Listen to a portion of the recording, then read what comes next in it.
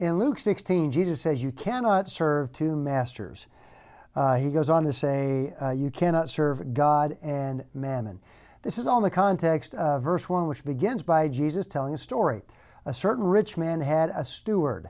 The word steward is the word from which we get our word economy, meaning the manager of a household or that which goes with it. It's come to mean, rightly so, the effective and thrifty use of whatever you have. It also means the arrangement or method of operation of money or what have you.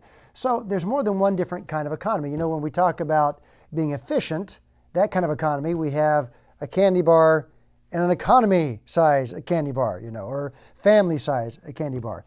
When it comes to just the way you operate, what you have, your time, your money, your health, and specifically money in Luke chapter 16, there are two different kinds of economies. Now, I'm thankful for any freedom that we have. I'm thankful where I am for the freedom for equal opportunity, not shared misery. I'm thankful for that. But there's an older distinction than that. There's an older distinction in communism and free market, or socialism and free market, or whatever other kind of economy there is. The most essential kind of economy is found in Luke chapter 16, and that is those who are stewards, that is those who are servants, servants of money, and those who are servants with money. And there's a profound difference. How do you know which you are? How do you know whether you are a servant of money or you are a servant with money? Well, let me give you three metrics by which to judge this from what Jesus has said. First of all, consider your goal. What is the goal? What is the end goal of what you have? Now, this could apply to time or health or abilities, but we're talking specifically of money here. Two economies are those who seek to be rich and those who seek to be faithful. Those are two different kinds of economies. Now, is it wrong to be rich? No, it is not. But Jesus said, they that will be rich fall into temptation and a snare. Actually, Jesus didn't say that. That's written in the epistles. But those that will be rich fall into temptation and a snare, and they are drowned. They drown with their own desires. In contrast, Jesus has said in verse 10 of Luke 16, he that is faithful in that which is least is faithful also in much.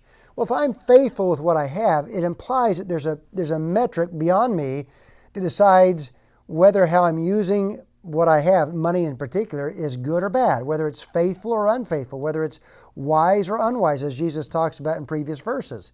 So it's not that being rich is wrong, it's that there's a difference between making it my goal today to be rich and making it my goal today to be faithful with what I have, realizing that what I have is somewhat dependent upon how faithful I am with what I have already. So that's one metric. Another metric is time. That is the way I'm using money simply a matter of right now for me in this time, or is it a matter of eternity? And there's a difference. In verse 9, Jesus says, make yourselves friends of the mammon of unrighteousness. Now, we're not going to go into the particular meaning here because there's a lot here.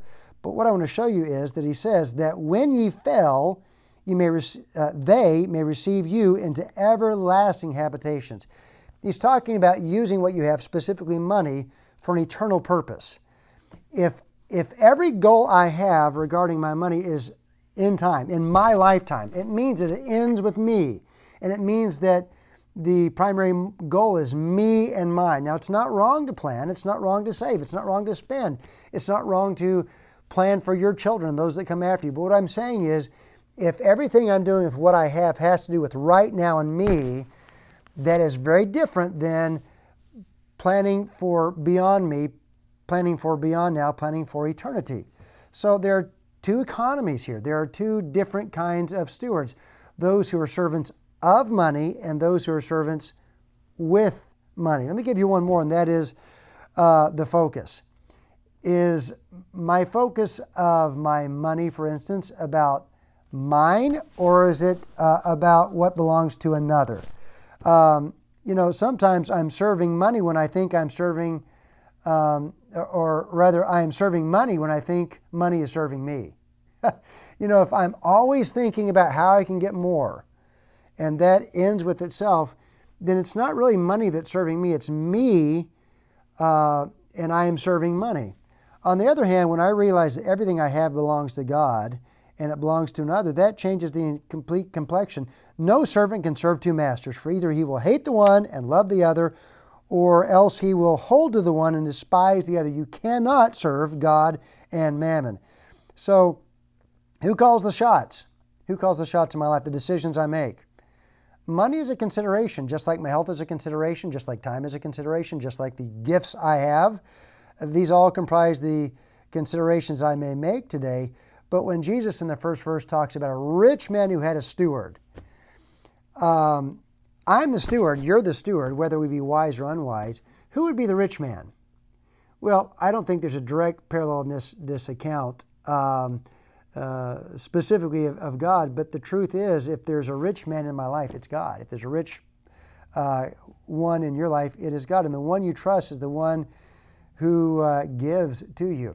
1 Timothy 6 says, charge them that are rich in this world.